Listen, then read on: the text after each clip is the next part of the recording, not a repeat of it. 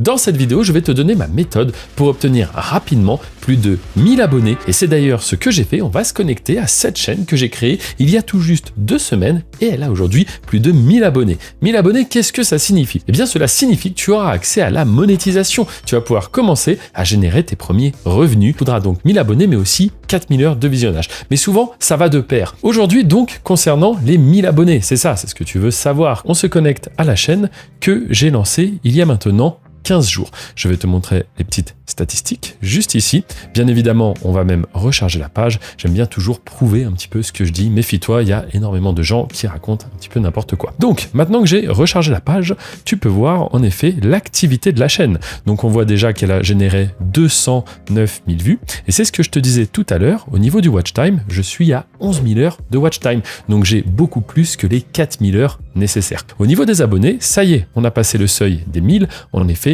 on est à 1100 et même un petit peu plus. Si on met la souris ici, on voit que la chaîne continue de faire des vues, mais surtout de faire également des abonnés. Donc comment est-ce que j'ai fait pour arriver comme cela, en partant de zéro, à générer mes premiers abonnés autour du 10 mars, date à laquelle j'ai commencé à publier mes premières vidéos, et on voit comme cela que ça a fait un petit peu une moyenne 17, 8, 7, 10, etc.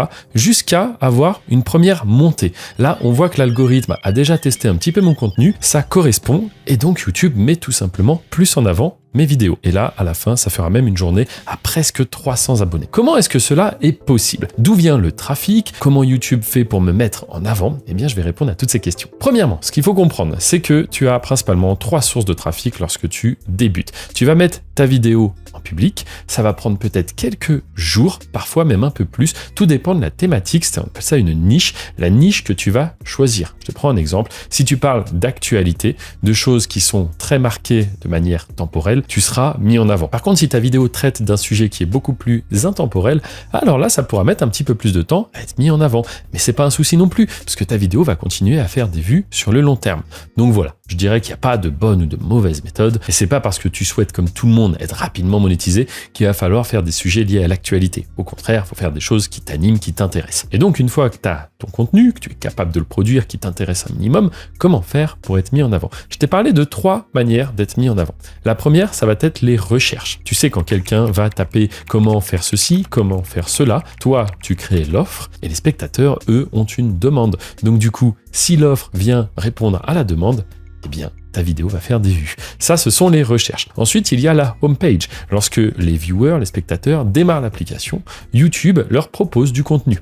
Eh bien, ce contenu, s'ils sont susceptibles d'être intéressés, peut-être que YouTube va leur proposer. Ça, c'est la deuxième. Et la troisième méthode de faire des vues, ce sont les recommandations. Tu sais, lorsque tu as visionné une vidéo YouTube, eh bien, YouTube, sur le côté, t'en recommande qui sont parfois en rapport et parfois pas du tout. Donc, ça permet à des petits créateurs aussi d'être découverts. Maintenant que je t'ai dit ça, tu vas dire, oui, mais comment faire pour être soit dans les recherches, soit sur la homepage, ou soit dans ces fameuses recommandations? Eh bien, tout ça, c'est le travail du référencement. Ça, je t'en parle pareil un petit peu plus à la fin. Mais juste avant, je dois te dire une chose, si tu choisis de créer ta chaîne sur une thématique bien précise, tu ne dois pas te disperser. Imaginons que tu fasses une chaîne, par exemple, autour du jeu vidéo. Eh bien, si demain, il y a une super voiture qui sort, je sais pas, la nouvelle Lamborghini ou quoi que ce soit, ne fais pas une vidéo dessus. Ça va te faire une communauté inactive, des abonnés qui ne regardent pas ton contenu. Et ça, ce sont des très mauvais signaux pour YouTube. Surtout lorsque tu débutes, tu as besoin d'une communauté fidèle. Si tu as très peu d'abonnés et que la moitié ne sont pas sérieux, ne sont pas actifs plutôt, on va dire,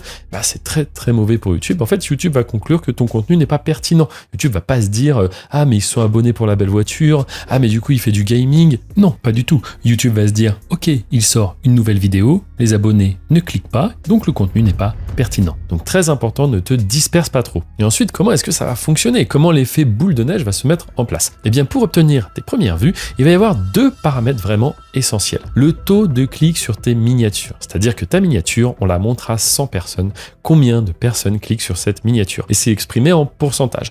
Donc une fois de plus, ça dépend de la thématique dans laquelle tu es. Il y a des thématiques où avoir du 3%, c'est très bien, et d'autres thématiques où avoir du 10%, c'est très bien.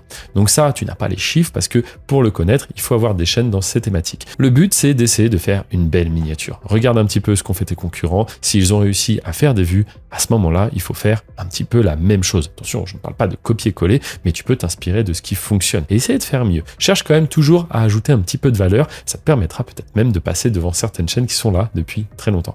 Ça, c'est le taux de clic. Mais une fois que le spectateur a cliqué, qu'est-ce qui se passe? Eh bien, il faut que ton watch time soit bon. Il faut que ton contenu soit intéressant. Si ton contenu n'est pas pertinent, par exemple ta vidéo dure 5 minutes et le spectateur reste 20 secondes, eh bien c'est pas du tout pertinent pour YouTube. Donc du coup, ta vidéo ne sera pas mise davantage en avant. À l'inverse, si tu as un bon taux de clic sur les miniatures, si tu as une bonne durée de visionnage, eh bien YouTube va retargeter l'audience. Qu'est-ce que ça veut dire? C'est-à-dire qu'ils vont faire le lien entre les différentes personnes qui se sont abonnées à ta chaîne, entre tes 20, 30, 40 premiers abonnés. C'est ce qu'on voit ici en fait. Regarde bien. Au début, je suis mis un petit peu en avant. On voit que je ne fais pas beaucoup d'abonnés. La date du 15 mars, etc., ça avait même baissé. Et là, en fait, YouTube se dit, OK, on passe au niveau suivant. En fait, YouTube a retargeté mon audience et surtout a fait des lookalikes. C'est-à-dire que YouTube a regardé un petit peu les différents centres d'intérêt entre les personnes qui s'étaient abonnées à cette chaîne. Et suite à ça, ils ont cherché des audiences similaires. C'est ce que veut dire lookalike. Tu peux le traduire par audience similaire. Et donc, ça a fait plus d'abonnés. On voit clairement que c'est de l'étape par étape, du step by step. Et une fois que c'est lancé, on ne sait pas jusqu'où ça ira, mais ça peut monter très haut et très vite. YouTube est juste hyper puissant. N'oublie pas que c'est le deuxième site le plus visité. Après Google, l'audience est juste dingue. Il suffit de réussir à percer le marché et se faire une place. Et puisque tu es resté jusqu'à ce moment de la vidéo, laisse-moi te faire un petit cadeau. Tu vas trouver dans la description ou ailleurs sur cette vidéo un petit guide gratuit dans lequel je t'explique et te partage mes différentes méthodes et techniques pour réussir à dégager tes premiers revenus sur YouTube. Je te le rappelle, ça fait plus de 10 ans que je travaille sur la plateforme. Des situations un petit peu compliquées, j'en ai vu beaucoup. Dis-toi que YouTube n'est pas si simple qu'il y paraît. Et c'est pour cela que beaucoup de personnes n'y arrivent pas.